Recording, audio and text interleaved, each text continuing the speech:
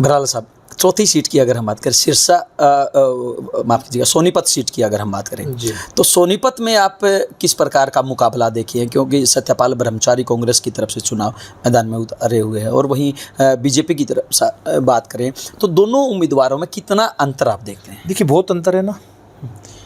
अब सत्यपाल ब्रह्मचारी जी के बारे में ज़्यादा मैं कुछ नहीं कहूँगा, लेकिन उनकी राजनीति के बारे में मैं ज़रूर कहूँगा कि जो व्यक्ति हरिद्वार गए जी वहाँ राजनीति में खूब दो हाथ उन्होंने किए जी वहाँ की जनता ने उनको स्वीकार नहीं किया जी और कांग्रेस पार्टी उनको लौटा करके लेकर के आई है जी कि जो चमत्कार वो वहाँ नहीं कर पाए, चमत्कार शायद हरियाणा की धरती पे हो जाए।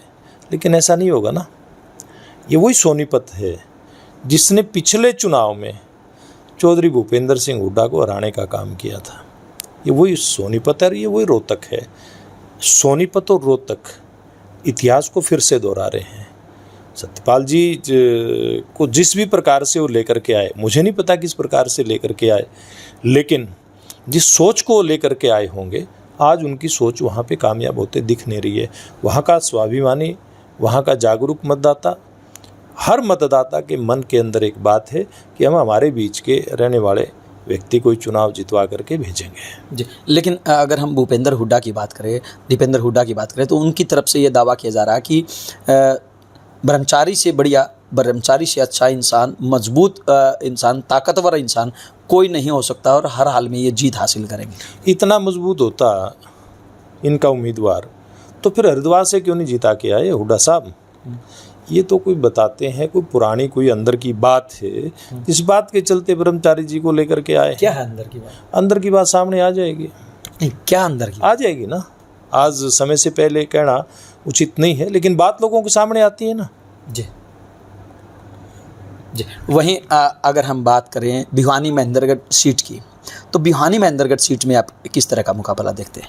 देखिए भिवानी महेंद्रगढ़ में आपने देखा है कि पिछले दोनों चुनाव में जी वहाँ की जनता ने भारतीय जनता पार्टी को भरपूर आशीर्वाद दिया जी, कहीं कोई कमी नहीं छोड़ी।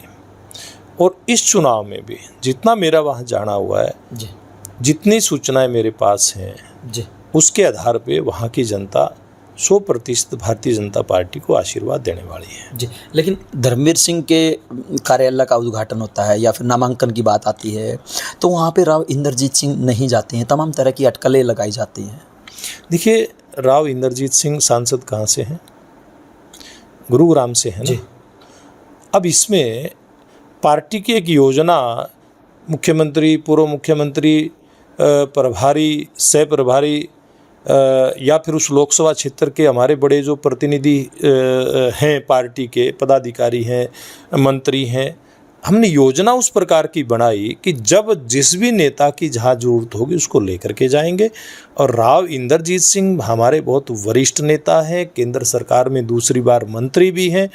जब उनकी ज़रूरत होगी जहाँ भी होगी, भिवानी महेंद्रगढ़ की बात आप छोड़ दी, हरियाणा के किसी भी कोने में लगेगा कि राव साहब का जाना जरूरी है तो राव साहब उस क्षेत्र के अंदर जाएंगे।